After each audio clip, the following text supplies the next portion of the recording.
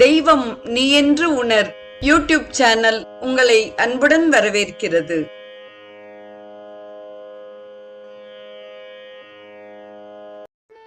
அன்பு உள்ளங்கள் அனைவருக்கும் ஒளிமயமான உற்சாகமான காலை வணக்கம். செங்கதிர் தேவன் திறந்த ஒளியினை தேர்கின்றோம், அவன் எங்கள் அறிவினை தூண்டி நடத்துக என்ற ஆதவ பிரார்த்தனையுடன் இன்றைய நிகழ்வு உதயமாகிறது. இன்றைய ஸ்ரீ சௌரம் நிகழ்வில் ராமாயணத்தில் சுந்தரகாண்டத்தில் திரிசடை கண்ட விசித்திர கனவுகள் குறித்து நாம் சிந்திக்க இருக்கிறோம். அரக்கிகள் ஜானகியை சூழ்ந்து கொண்டு பலவாறு கொடூரமான வார்த்தைகளால் குலை நடுங்கச் செய்தபோது ராவணனின் சகோதரனும் உத்தம குணங்கள் நிறைந்த விபீஷணனின் புதல்வி திரிசடை என்பவள் சீதையை அணைத்துக் கொண்டு ஆறுதல் வார்த்தைகளை கூறினாள். பிறகு அரக்கிகளை பார்த்து, ஏ அரக்கிகளே, நிறுத்துங்கள் உங்கள் பேச்சுக்களை. இவளை யாரென்று நினைத்தீர்கள்? உங்களுக்கு பசித்தால் உங்களுடைய உடலை பித்து தின்னுங்கள். தெய்வ அம்சம் நிறைந்தவள் என்பதால் தானே ராவணனால் அவளை நெருங்க முடியவில்லை. நீங்கள் அனைவரும் இவளை இம்சை செய்யாமல் இருப்பதுதான் உங்களுக்கு நல்லது. இன்று காலையில்தான் பயங்கரமான கனவு ஒன்று கண்டேன். அன்னப்பறவைகள் தாங்கிய சிவிகையில் ராமரும் சீத்தையும் அருகருகில் அமர்ந்து லக்ஷ்மணருடன் செல்வதை பார்த்தேன்.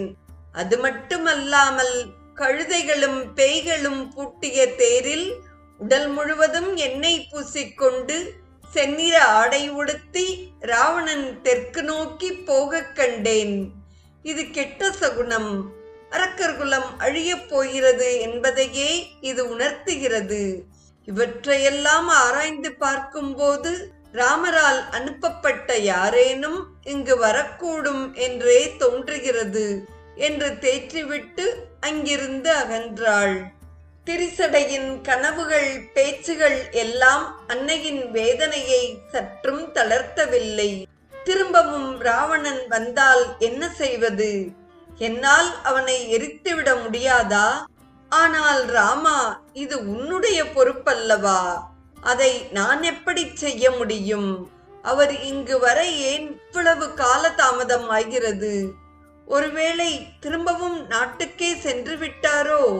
லக்ஷ்மணா, உன் அன்னைக்கு சமமான என்னை நீயும் மறந்தனையோ?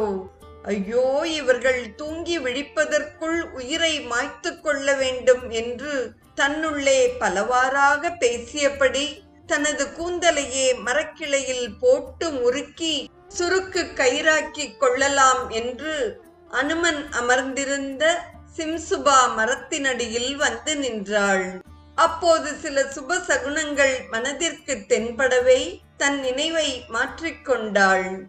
கலங்கிய மனதுடன் மரத்தடியில் சாய்ந்து உட்கார்ந்தாள். இதையெல்லாம் மேலிருந்து பார்த்து கொண்டிருந்த அனுமனுக்கும் உடனே அன்னையை தேற்ற வேண்டும் என்ற எண்ணம் எழுந்தது. ஆனால் அவ்வாறு திடீரென அன்னையின் முன் போய் நின்றால் அரக்கன் தான் மாய வேடத்தில் வந்திருக்கிறான் என்று நினைக்க மாட்டார்களா? எதிர்பாராமல் ஒரு வானரம் எதிரில் நிற்பதை பார்த்து அலறிவிட்டால் அனைவரும் எழுந்து விடுவார்களே. பிறகு அன்னையிடம் தனியே பேச முடியாதே. இவ்வாறு யோசித்த அனுமன் முதலில் சீதையின் நம்பிக்கையை பெற வேண்டும் என்று நினைத்தவராய் சீதைக்கு மட்டுமே கேட்குமாறு ராம் ராம் ராம் ராம் என்று ஜெபிக்கத் தொடங்கினார். சோகமே உருவாக இருந்த சீதையின் செவிகளில் தேன் ஊற்றியதைப் போல இருந்தது இந்த ராமநாம ஒலி. எங்கிருந்து வருகிறது இந்த குரல்? சுற்றும் முற்றும் பார்த்தாள். மானை போல் மருண்டு விழித்தாள்.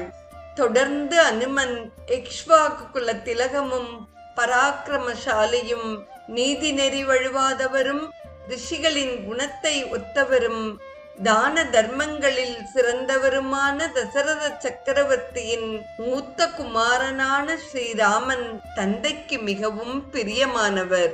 எல்லா சாஸ்திரங்களையும் கற்றுத் தேர்ந்தவர். வில்வித்தைகளில் அவருக்கு நிகர் அவரே. தனது தந்தை கொடுத்த வாக்கை நிறைவேற்றுவதற்காக தனது பத்தினி மற்றும் தனது சகோதரனோடு காட்டுக்கு வந்தார். அந்த கானகத்தில் பொன்மான் என்ற மாயமானை அனுப்பி சீதையை கவர்ந்து சென்றான் ராவணன். தன்னுடைய பிரிய மனைவியை காணாமல் ராமன் தேடி வரும் வழியில் வானரத் தலைவர் சுக்ரீவனுடன் தோழமை பூண்டார். சுக்ரீவனின் சகோதரன் வாலியை வதம் செய்து சுக்ரீவனுக்கு ராஜ்ய பரிபாலனம் செய்து வைத்தார். அதற்கு நன்றிக்கடனாக அன்னையை தேடுவதில் உதவி புரிவதாக வாக்களித்திருந்தார் எங்கள் அரசன் சுக்ரீவன். அவரது ஆணைப்படி 4 திசைகளிலும் அன்னையை தேடி வானரங்கள் புறப்பட்டிருக்கின்றன. ஜாம்பவானின் சொல்படி இந்த திசை நோக்கி வந்த நான் தனது கூரிய பார்வையால் தாங்கள் இங்கு இருக்கிறீர்கள் என்று சம்பாதி பறவையும் சொன்னதைத் தொடர்ந்து இந்த சமுத்திரத்தை கடந்து தங்களை காண வந்துள்ளேன். தங்களை கண்டுவிட்டது என் பாக்கியம் என்று விருத்தாந்தங்களை கூறி முடித்தார். இப்படி அனுமன் கூறியதும் சீதையின் முகத்தில் சந்தோஷமும் சந்தேகமும் மாறி மாறி தோன்றியது. தனது உயிர் தியாகத்தை தடுத்து நிறுத்திய அந்த மகா உத்தமரை பார்க்க வேண்டும் என்ற ஆவல் தோன்ற சிம்சுபா மரத்தை சுற்றி சுற்றி பார்த்தாள். கூடவே இது அரக்கர்களின் மாயையாக இருக்குமோ என்ற சந்தேகமும் எழுந்தது. மரக்கிளையில் ஒளிமயமான ஒரு உருவத்தை கண்டாள். உயிர் உடம்பில் இருக்கச் செய்வது மூச்சுக்காற்று. அத்தகைய உயிருக்கு ஆதாரமான வாயுவின் புத்திரராகத்தான் இவர் இருக்க வேண்டும். ராவணனின் காவல்களை கடந்து இந்த அரக்கியர்களுக்கு நடுவில் அவர்களுக்கு கேட்காமல் பேசும் இவன் நிச்சயம் புத்திமானாகத்தான் இருக்க வேண்டும். ராமபிரான் தன்னை அழைத்து போக வரவிருக்கிறார் என்பதை தெரிவிக்க வந்த தூதனோ தெரியவில்லையே. ஆனால் இது பொய்யாக இருக்கக்கூடாது என்று அனைத்து தேவர்களையும் மனதார வேண்டினாள். பிறகு குரல் வந்த திசையை நோக்கி அண்ணாந்து பார்த்தாள். மஞ்சள் நிற தேகத்துடன் வெள்ளை பட்டாடை உடுத்தி ஒளிமயமான முகத்துடன் தகதகவென்று ஜொலித்துக் கொண்டிருந்தார் ஆஞ்சநேயர். வானரங்கள் இவ்வளவு தேஜசுடன் இருக்குமா? இது மாயையோ என்ற சந்தேகம் எழுந்தது சீதைக்கு. அனுமன் கொஞ்சமும் தாமதியாமல் ஸ்ரீராம் ஸ்ரீராம் என்றவாறு மரத்திலிருந்து குதித்து அன்னையை வணங்கினார். தாங்கள்தானே என் பிரபு ஸ்ரீ ராமச்சந்திரனின் பிரிய பத்தினி. தாங்கள்தானே ஸ்ரீராமனை பின்தொடர்ந்து கானகம் வந்தது. தாயே, வனத்தில் வாழும் தபஸ்வினிகளைப் போல இருக்கிறீர்கள் என்று அனுமன் சொன்னதும் ஆனந்த பரவசமடைந்தாள். தனக்கு விடிவு காலம் பிறந்துவிட்டது என்று மகிழ்ச்சி கொண்டாள். அனுமனின் வணக்கத்தை ஏற்றுக்கொண்ட வைதேகி, நான் தான் ஜனகரின் புத்திரி, தசரதனின் மருமகள், கோசல நாட்டு ராஜகுமாரன் ஸ்ரீராமரின் தர்மபத்தினி. அவரது சிறிய தாயாரான கைகேயியின் வரத்தால் நாட்டை துறந்து வனவாசம் மேற்கொண்டோம். அச்சமயத்தில்தான் ராவணன் வஞ்சகமாக எங்களை ஏமாற்றி என்னை இங்கே சிறை வைத்திருக்கிறான். அவன் எனக்கு கொடுத்த கெடுமுடிய இன்னும் சிறிது நாட்களே இருக்கின்றன.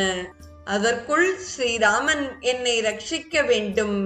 இல்லையென்றால் நான் உயிர் நீப்பதைத் தவிர வேறு வழியில்லை என்று சொல்லும் போதே கண்ணீர் அவள் கண்களை இறைத்தது. அன்னையே, வருத்தப்பட வேண்டாம். ஸ்ரீராமர் தான் சௌக்கியமாக இருக்கும் செய்தியை தங்களிடம் தெரிவிக்கச் சொன்னார். லக்ஷ்மணர் தனது நமஸ்காரங்களை தெரிவிக்கச் சொன்னார் என்று கூறியபடி சீதாதேவியின் அருகில் வந்தார். இந்நிகழ்வின் தொடர்பை நாம் நாளையும் தொடர்ந்து சிந்திப்போம். இன்றைய ஸ்ரீ சௌரம் நிகழ்வில் திரிசடை கண்ட விசித்திர கனவையும் ஆஞ்சநேயர் அசோகவனத்தில் சீதையை சந்தித்த கதையும் கேட்டு மகிழ்ந்த அத்துணை நல்ல உள்ளங்களுக்கும் நெஞ்சார்ந்த நன்றி. மீண்டும் நாம் நமது பயணத்தை ஆதவனுடன் தொடர்ந்து நாளையும் பயணிப்போம். தெய்வம் நீ என்று உணர் யூடியூப் சேனலை கேட்டு மகிழ்ந்த நீங்கள் உங்கள் நட்பு வட்டத்திற்கும் பகிர்ந்து தொடர்ந்து உங்களது நல்ல ஆதரவினை சப்ஸ்கிரைப் செய்து வழங்குமாறு அன்புடன் வேண்டுவது உங்கள் அன்பின் விசாலம்.